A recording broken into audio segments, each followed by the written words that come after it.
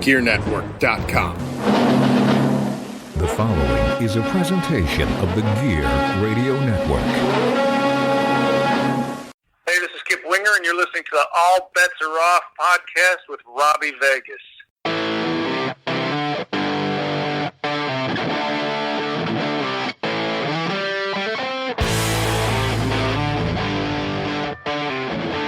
What's up, rock soldiers? This is the rockstar Robbie Vegas bringing you another episode of the All Bets Are Off podcast, and today I'm extra excited because we have the legendary frontman of Twisted Sister, Dee Snider, in the house. We're going to be talking about his new album, just came out, brand new, Leave a Scar. It's incredible. We'll get more into that when we have Dee on the line. And I'm not going to waste any time today. I want to jump right into this because I'm very excited about it. So before I do that, though, I do need to let you guys know that today's episode is brought to you by DB. DB is a Scandinavian brand that makes backpacks and bags that help people on the move stay ready for anything. From the streets to the peaks, DB's gear is travel tested by some of the world's best athletes, adventurers, and creators. Over the past decade, DB has designed and developed, released, and refined the best bags in the market. With DB's patented hookup system, you're able to attach smaller products to your backpack, roller, or tote. For our listeners out there who are wrestlers, rock stars, actors, whatever it is you may do, maybe you're an avid hiker, maybe you go mountain climbing, whatever it is, you know that's an important feature. So that's why we're teaming up with DB to exclusively offer our listeners 10% off your next purchase by using the code POD10 or going to the link in our show notes. DB, it's time to move on, time to get going. So, without further ado, let's get Dee on the phone. And here is a track from his new record, Leave a Scar. It's that time again. Did you think that it would end? Wild and freewheeling, so damn appealing. I can't stop. It's not something that I choose. Just what I gotta do. While my mind is still screaming, I can't stop. Be alive for till I'm done. Gonna ride it till I'm gone. For as long as I'm breathing. Won't stop till I drop. Better strap in, I'm coming in hot. Here we go. It's time to roll again. I gotta rock. I survived. Being fine. Gonna rock until I die. Here we go. It's time to roll again. I gotta rock. This is... Hey guys, I'm Ashers, And I'm Pat O. and every Wednesday we talk weird. It's a weekly podcast bringing you the latest in Cryptozoology, ufology, conspiracies, the occult. and all the latest in 40 news. Everything from the ooky to the spooky. It's like Coast to Coast AM for people who fuck. Search for On Wednesdays We Talk Weird anywhere you get podcasts. See you guys next Wednesday. So Dee, thank you for being here on the All Bets Are Off podcast for the very first time. I truly appreciate it. Glad to be here, and me and my skulls are happy to be anywhere these days. Well, I got to tell you, man, Leave a Scar is such a badass record, and I've listened to it top to bottom multiple times already, and you don't skip a track. This is a heavy, heavy record. I love it. That is, there are dreams, there are goals, and I'm hearing that a lot. I heard that with The Love of Metal, too, that you put it on, check it out, and next thing you know, the album's over, and you just listen to 12 tracks. And part of it is because we don't let you find a place where you can actually stop the day. It just goes. I say it's a beating about the head and face for 11 songs, finished with me quietly speaking to you in a ballad at the end on the stand. But that's, I'm hearing that from so many people, and that used to be my favorite records. Like, I'm a huge Black Sabbath fan, but some of my favorite Sabbath albums, it was LPs. I'd be lifting the needle, you put on, and I put on,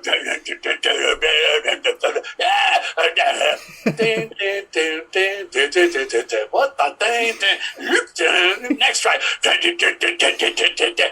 so I look for those albums that were like, hey, just put it, you didn't have to skip one track. Yeah, and that's honest to God how I felt the whole time. And every time the next song would start, I'm going, holy shit, it's better than the last song. Holy shit, it's better than the last song. And I did that all the way through to the very end. And I got to tell you, you are one of the last true rock stars. You get it, and you're in it, and you've always been in it. And it's just that attitude, and it just shows through on this record. It's incredible. Thank you. People think I take statements like that for granted. I don't. because I did have my fall from grace in the '90s, and there was a time where I didn't think that I did. Twisted Sister came out and whatever, but I didn't think I'd find my place or my voice or that I even had a place. In '95 after Widowmaker, I kind of felt like I overstayed my welcome, and it was my time to get out of the way. It wasn't until Jamie Josta challenged me on his podcast and said, "I challenge you to make a contemporary metal record." And I said, "I'd love to, man, but I don't know where I fit in." And Jamie said, "I know exactly where you fit in." And he showed me that there was a place for Dee Snider. And he showed me that so I, after being almost 20, over those 25 years of sort of being out of it, Twisted Sister and whatever, but not like feeling like I was a part of it. I'm really honored, flattered that people are welcoming me back and saying all the things you're saying. We need you. As Jamie said, no, we need your voice. We need Dee Snider's voice. And while we're talking about your voice specifically, I wanted to say it's still very powerful. And in the record, it's like very dominating. And how did you, over the years, keep it so strong like that? Because it's so, crisp and fresh still. You know what I mean? There was, and I share these stories because I think that people can relate to them, and I put yourself in this situation. But I wanted to be a rock star since I was 8 years old. The Beatles were on Ed Sullivan. I said, I'm going to be a rock star, and I never changed, of course. And I was always playing in bands, trying to get in better bands, getting in a better band, working in bands. And I finally got into Twisted Sister. This was, now mind you, Twisted Sister was 1976. They had already been together 3 years. So people watch the documentary, We Are Twisted Fucking Sister, get an education on how hard we fought. But still, they were a working band. I felt like this was the band that I would make my name in and all these things. And a short time into the band, I burned my voice out. We were playing 4 or 5 sets a night, 5 nights a week. And I started having voice problems. And I went to a voice coach, and she sat me down, and she asked me some questions. Do you warm up your voice? No. What do you do? Go out, do you eat right? Do you sleep right? Are you partying? Are you doing this? Are you doing that? And I was like, no to all the things I should be doing, yes to all the things I shouldn't be doing. Yeah. And she said, are you serious about making it? I said, most important thing is, well, you got to stop. I said, stop what? I said, stop doing all the things you're doing wrong. Your voice can't handle it. If you want to sing, if you want to be this kind of singer, you got to get sleep. You got to eat. You got to exercise. You got to warm up your voice. You can't hang out in the bars and clubs and smoke-filled clubs. You got to shut the hell up and go home after the gig and rest your voice. And I literally said, you got to stop drinking chocolate milk. I love chocolate milk. I used to drink a quart every night. So I was like, what? No chocolate milk? I mean, but I was 21 or 22, and it was like, okay, get to your goal or party and have fun, And, rock and roll is fun, but I gave up a lot of fun.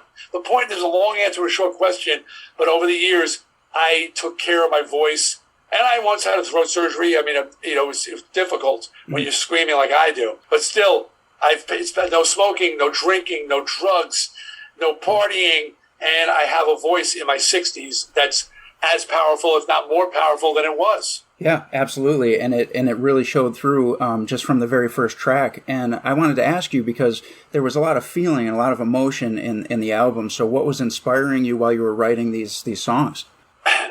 You may or may not know that in 2019, I quietly retired. I didn't announce it. I didn't wave a flag. There's too much, we're retiring, and we're doing the stadium tour. Like, okay, all right, yeah. I still got the No More Tours T-shirt, Ozzy. I still got the shirt. So you fool me once, until they tell me you're dead, I'm not believing you're done. Right. Okay. When they say Ozzy died and here's photo evidence. Okay, I'm gonna need photo evidence, Oz. Okay, because I don't believe Sharon's gonna let you stop. Right. She's just gonna keep it. She's gonna go clear. I'm finished with my woman. Okay, so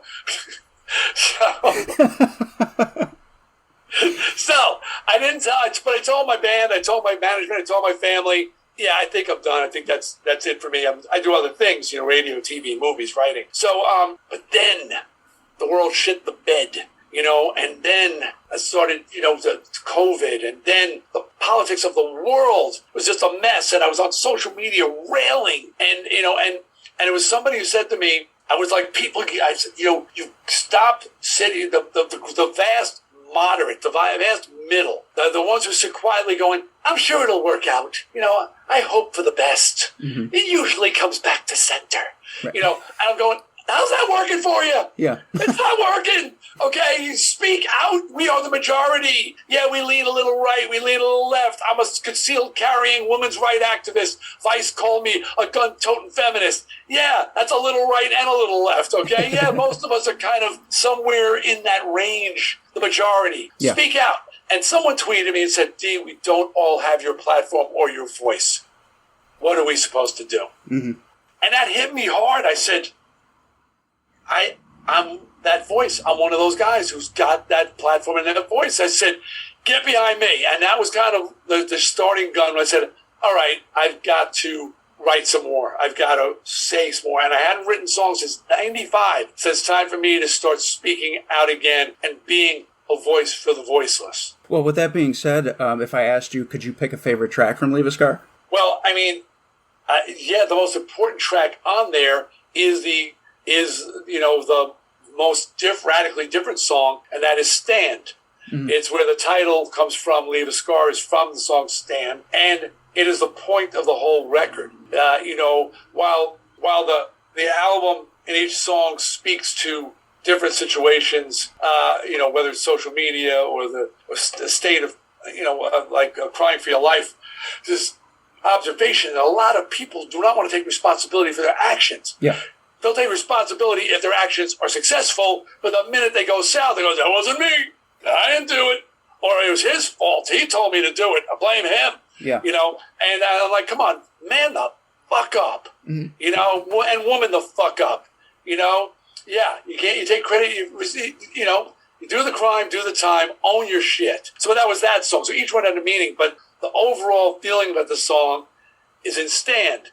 And that's the last song on the album. And you stand for something, never fall. Right. No more trusting. Put your name on the wall. Stand for something, show who you are. Stand up. Don't leave your mark. Leave a scar. One thing about the extreme left and extreme right, and they're the loudest voices in the room. They're the smallest. They think they're majorities. They are not. They have 10,000 people in a Facebook group and they're going, we're a movement. No, you're a fucking parade. Good God, just go get your marching. No, shut the fuck up. All right, there's 7 billion people in the world. You got 10,000 in your group. What is that? Right. Okay. So it's just that. But I don't have any strong feelings about this stuff. I have no feelings. No emotions. But, it's just people need to speak up and speak out and be heard. And some people said, well, I don't have the voice. Well, then I'm going to provide the voice. Well, this isn't the first time that you've been that guy because, back in, 85, where you were the voice, the spokesperson against the PMRC. So when I see, because I follow you on social media and I see the things that you're saying and posting and sharing, and it, reminds me of like a throwback to where you were carrying the flag for everybody once before. And like, how did that come about the first time in 85 that you ended up being the face of this movement? Well, that was like I said, the realization. I'm that guy. Oh, okay. I'm one of those guys who has been given the task. I don't know if it was given to me as much as I took it. And I said that I'm going to, and then people rallied behind me and said, yes, what Dee said. Yes, we agree with Dee. So I'm like, okay, this is a job. I can't just retire like that after people have given me the honor of being a spokesperson.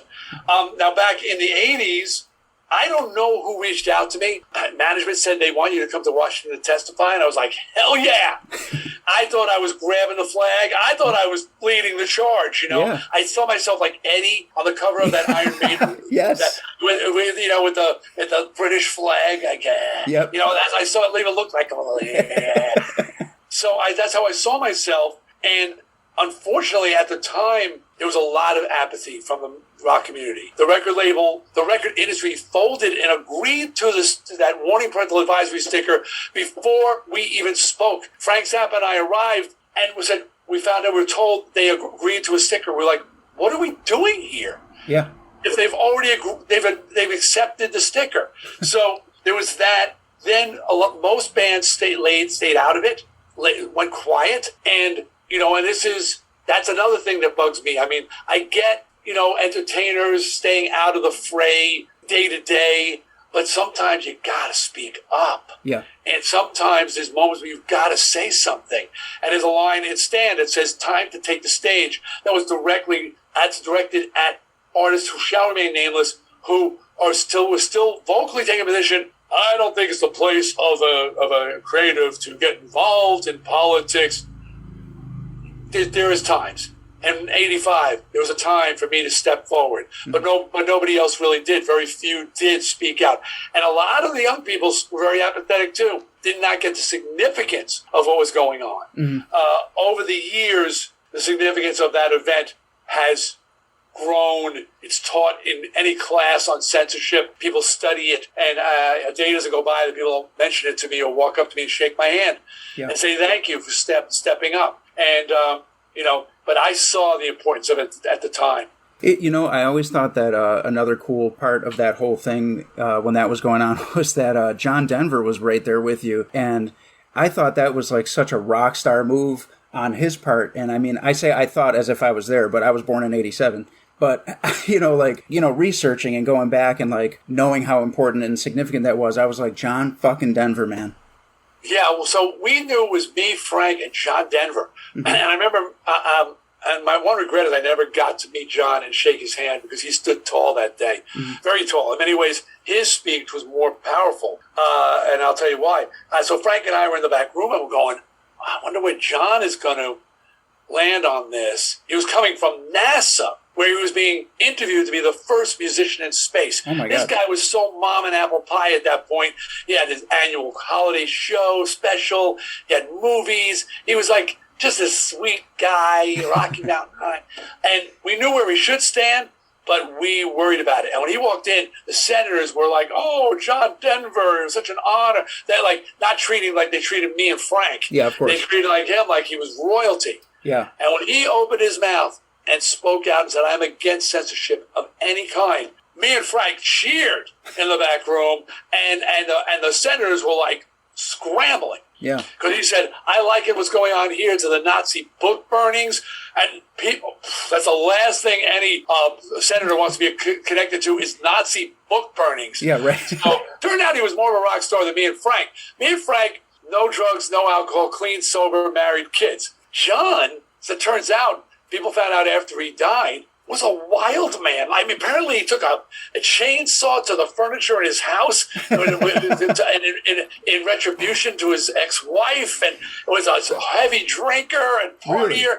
Really? You look at the ones who look crazy, and they're never the problem. Yeah. It's the quiet ones. Watch out for the quiet ones, people. That's right. I totally agree with that statement. Listen, people in the heavy metal and rock and roll and horror movie community tend to be the nicest people I've ever met in my life. I'm just saying. And we let it out. It's the bank teller who goes home and slaughters his family. Right. Okay, and that's the one you read about. How many rock stars you ever seen that killed their family? Yeah. Zero. Right. Zero rock stars. Okay. I totally agree. I'm with you all the way. And even I'm a professional wrestler too. Normal people for the most part. Well, you know what? Okay, I didn't know that was the case, and so you'll be interested in this conversation. So me and Mick Foley are good friends. Mm-hmm. One of my best friends, and we would have when we both lived on Long Island for a while. We would have our monthly breakfast at our favorite pancake place called The Cow. It's Maureen's Kitchen, and we would go and have breakfast, and we would talk, about life, things. And one subject came up one day was people's misperception or confusion about us that we were these wild men in the ring or on the stage. Yeah. Yet we were intelligent family men, charitable, wrote books, and people could not seem to. But the one had to be fake. We either had to be faking the smart guy or faking the wild man, because they could not possibly be the same person. And this is how we explain it. A coin has two sides. It does not exist without the heads and the tails. You can't split the two apart and say, "Oh, that's the heads coin and that's a tail coin." Yeah. It's not a coin. Right. It exists as one. It exists because the other one exists. So me and Mick both feel that we are the well-adjusted adults, family men, intelligent men that we are, because we let it out. We get that. We have that dark side. We have that crazy side. Everybody needs to let that out. He let it out, the hardcore legend in the ring. Yeah. I let it out on stage and on records. And people do it through our performances. They do it through cheering Mick on and screaming. I've been to wrestling matches, and God, it's such a visceral experience, both in the ring and out of the ring. Yeah. And rock concerts are the same way, metal shows particularly. Yeah. The bands are, and the fans are, and then we walk out of the arena and we're all smiling. Yeah. We're sweating and laughing, and we feel great. Absolutely. The world needs pro wrestling. It needs heavy metal rock and roll and horror movies. And very often, they for some reason, they integrate and work together. They're natural fits. Yes, I say that all the time. They're like, those three things are just always hand in hand. And I can't explain it, but I love every bit of it. And that, that's what this podcast focuses on, is those three things. Those are the three things that I enjoy most in my life. I'm a musician. I'm a pro wrestler. I love horror movies. And so those are the people I want to talk to, and I just love sharing those stories. And I don't know, it's just a rush, We're all better for it. There was a study a few years ago. This is true. You can look it up. Anybody just Google it. And it showed that headbangers, heavy metal fans, grow up to be better adjusted adults than non-metal fans. Oh, wow. And it's a fact. And Psychology Today contacted me. And I said, why me? They go, well, you kind of, when you spoke in Washington all those years ago, you kind of defined yourself as an intelligent heavy metal guy. And also made us realize that just because you're a heavy metal fan, it doesn't mean you're stupid. So they said, do you know why this is? I said, I know exactly why. I said, because we let it out. And they said, let what out? I said, all the dark emotions, anger, frustration, anxiety, depression, heartbreak, sorrow. It's got to go somewhere. Yes. You can't hold it in. And we let it out. And we feel good afterwards. We mosh, we scream, we yell, we throw our fist in righteous anger. And then we walk home and we're laughing. Yeah. Because we got it out. This is what the world needs. You can't release it to turn the beat around by some disco. Turn the beat around. That does nothing for anybody. Taylor Swift, I promise you, your fans are not getting anything out to hear you crying about your ex-boyfriends. Who cares? I know your fans care. But they need aggressive, powerful emotions to be released. You're not doing the right thing for them, Taylor. Hey, Tay. I'm jumping on board with that. So, have you always had like this type of attitude, with everything that you tackle in life? Because if so, I have to imagine that was the driving force behind Twisted Sister breaking through, because you guys were one of the earlier bands from that decade that made a huge impact. And I don't just mean like getting signed. I mean, it was massive. And I just from speaking to you right now and how passionate you still are, I would imagine that's what broke the wall down for you. 100%. I just refuse to surrender. And in that video, we Are Twisted, I should say the documentary, We Are Twisted Fucking Sister, it shows us that we refuse to take no for an answer. And I've always been that way. So, I used to be told, always told, stay in your lane, know your place. You're not designed to be a star. You don't have the face for stardom. You take the civil service test and just you stay in your lane. And I refuse to accept being defined or being somebody else telling me what I could and couldn't do. And it's always gone like that. And I've always just pushed back, and I've tried to encourage others to do the same. We're capable of so much more, yet we're discouraged by people. And you know what it is, Pete? And I'm talking to you, I'm talking to your listeners. people don't want, someone, I'll give credit where credit's due. Howard Stern, who was a good friend for many, many years. We've over the last several years through divorce, everything, life takes you apart. But I love the man, and we're still friends. I just haven't spoken in a while. But he said to me once, Dee, people don't want to share in your success. They want to share in your misery. I said, what do you mean? He goes, they don't want to hear how great you're doing. They don't want to hear about your new car or your great new job or the girl or guy you found. Because it makes them feel bad about themselves. It makes them look at themselves and go, I don't have a new car. I'm not happy in my relationship. Whatever it is. Yeah. But if you tell them that you have problems and the world's falling apart, they're all ears. They're all ears. Okay? So you get these people telling you can't. This world is filled with naysayers and saying you can't because they can't. And they don't want to see you be successful. I'm sorry, they don't. That's just the way it is. A true place in my body, I've got the phrase, illegitimus non carborundum est. Never let the bastards grind you down, because they are out there just telling you no, no, no, no, no, no, no. And you just got to believe in yourself and hear what Uncle D is saying. Yes, yes, yes, yes, yes. You can. You will.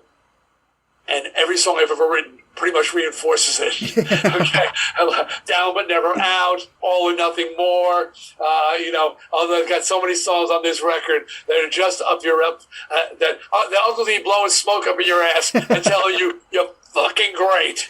Hey, I wanted to tell you too, my favorite track on Leave a Scar so far is Before I Go. The lyrics got me right away, and I just couldn't, that was one that I actually replayed as soon as it ended. And didn't just play the album through. I had to start that one over again.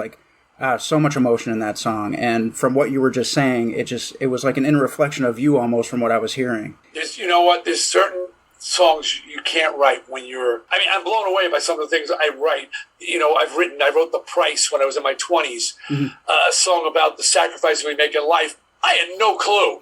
I thought I knew. I was sacrificing, and I wrote this dramatic, it's a price we gotta pay. The games we play makes me wonder if it's worth it to carry on. And I really felt it. Yeah. But then cut to my 30s, 40s, and 50s, holy crap. That song means more to me now than it ever did. Yeah. Steven Tyler wrote Dream On at 21. 21. Yeah. Every time I look in the mirror, the lines on my face getting clearer. I'm 21 years old. Okay? Amazing, insightful lyrics from a young man. I'm sure they mean a lot more to him now that he's 70 years old. Yeah. I think he's 70 years old, somewhere around there. So there's certain reflections and before I go, when I brought it in, Jamie goes, "Are you dying?" I'm like, "Well, not immediately. Eventually, everybody is." But really, that song could not have written in my 20s, because it wasn't until my 40s and 50s that I realized what mattered in our lives. Mm-hmm. And in my 20s, I thought it was stuff. Yeah. I want to have stuff. I want to have money and houses, and it's all great. I'm not, when I have those things, and I'm not complaining. But at the same time, realization, and that song talks about that we will be judged by those that we save. Mm-hmm. What did you do for other people? Who did you lift up? Who did you help along the way? What did you leave behind you that's making the world a better place? Yeah. And that's what that song was. And that was a huge realization. And by the way, Mick Foley, largely responsible. I get a lot of props for doing charity work. Yeah. I was shamed into it by Mick Foley. And he didn't shame me with his words. He shamed me with his actions. I just watched how much charity work he does, continues to do. He took me on a couple of things and realized how little I was giving back, and how much that man was giving back. Such a generous human being. And people who know anything about Mick Foley know that he does so much to help other people. And so I started doing a lot of, and I've done a lot of charity work, but it was Mick Foley, just showed me the light, really. Wow, that's huge. And, I knew that you guys had a friendship, and that just from reading his books, and I actually met him a few times, and he had mentioned you when he was telling a story. But I didn't realize, how close you guys actually are. So that's actually really cool to hear. Yeah, well, people, I don't know. He's just one of those good guys, and I hopefully he feels the same about me. I think he does. I think the chapter on Uncle D, I think it's called Uncle D in one of his books. It is about him and shaming me into charity work. Oh, you know what? I think you're right. Yeah, I think I and have he heard that before. asked Yeah. me, he had somebody he knew was in the hospital, a kid with cancer, who was a fan of mine, asked me to come with him to the hospital. I went that day, and it opened my eyes, and I stopped he said at the end, I stopped his car, and I'm trying not to get choked up here. And he was pulling out a driveway of my house, he dropped me off, and I stopped him, and I said, Mick, today you made me a better man. And he did. It was like one of those moments we have, and I thank Mick Foley. Yeah, great guy. Well, listen, I know that we don't have a lot of time today, so I don't want to. I feel like I could talk to you for like another 3 hours, so I'm trying to like prioritize my. We could, but I got to move on to the next interview. Right. I wanted to ask you just about one more thing, or more so, make a comment. Holliston, the Adam Green show. Your character in Holliston, in the Van Halen cover band, is one of the funniest things I've ever seen, and you are amazing in that show. And I don't know how that came about, but I am so glad it did because I love it. And I just wanted to end on that note and let you know how great I think that is. I'm going to take a couple minutes to tell a funny story. Okay, Holliston is available on, you can download it, DVD, and all those ways of getting it. 2-season, little show. Adam Green, horror movie writer, wrote this great, funny sitcom about this guys who've got a horror video show, a TV show, a late night TV show called The Crypt, something with the Crypt. I can't remember. Anyway, and Adam's a fan and a friend, and he called me up. He goes, I got this character, Lance Rocket. He's a spoof on all of the 80s heavy metal guys, you know. And I was like, oh, this is awesome. I love this. I'm going to get to make fun of all the wannabe metal guys, you know. So the first day of shooting, I get dressed and I put on the lamest spandex striped pants that was like everybody wore. The cowboy boots, had to have the cowboy boots, the studded wristbands, white, you know, the red pleather motorcycle vest. I mean, I was as lame as I possibly could be. And I put on some makeup, and it was like just like this sort of non-committal, like, you know, lipstick, you know, like all those wannabe hair metal guys. And I'm walking to the set, and a grip from another set goes, "Yo, D, still rocking the outfit." And I was like, I thought that, like, Adam says he found me curled up in the fetal position in my dressing room, and I was like, he thought it was me. He thought I was walking around the streets dressed like this, and he thought, and I was so. We all look the same to them. Yeah. We all look the same. They didn't differentiate between Twisted Sister, Motley Crue, and Lizzie Borden. Yeah, we were all the same. And so here I thought I was mocking. I was only mocking myself. Oh my God. But he got me back up. No, D, they'll get the subtleties. Come on, stand up and come into the studio and film. So then it became like, with the second season, I swear they were trying to see if they could dare me to how far I'd go. Yeah. Because they would bring in something and go, we want you to wear this, and it was like, you know, it was like a G-string and a fishnet top, and a pair of thigh-high boots. I go, all right, and I'm like, the fool's gonna, I mean, Dee's gonna do it, you know, and so, I mean, they almost, there were some outfits. So people, you want to check out Holliston. It is funny as hell. All right, Dee. Well, thank you so much. We're going to end it on that funny note because I know you got another interview coming up after this. And I got to say, I had Mark Weiss on a couple weeks ago, and he said you were a great guy, and you absolutely are. So thank you for being here. And please, people, grab Leave a Scar. And if you want to tell everybody where to get it and how to follow you on social media before you go, please feel free. Yeah, it's available on all platforms right now, and Napalm Records. It's on Napalm Records, and there's plenty. If you look a little bit, just put my name in there, and search engine, you'll find all sorts of bundles and packages and colored vinyl. All is in every format. And you talk about me being a nice guy. Well, I learned a number of years ago that being an asshole is its own punishment. So I was an asshole for a long time, and I was punished for it. So now I want to be a nice guy. Great talking to you, man. Talk to you again sometime. Absolutely. Have a good one.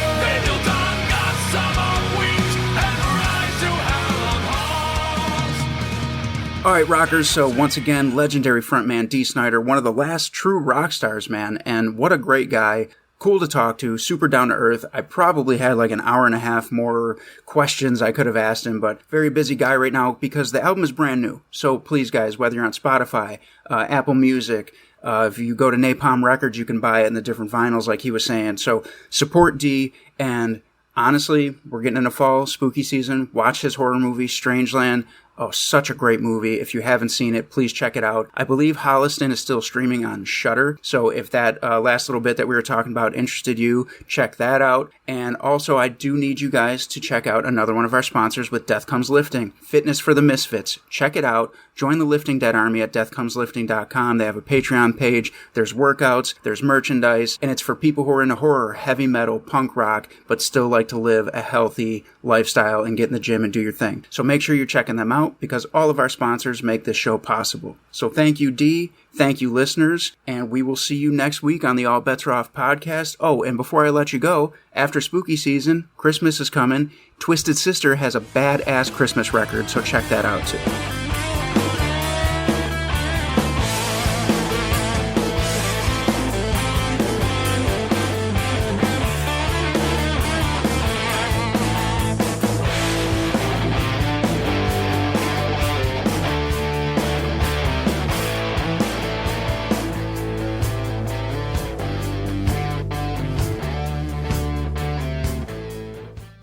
The preceding presentation has been brought to you by the Gear Network.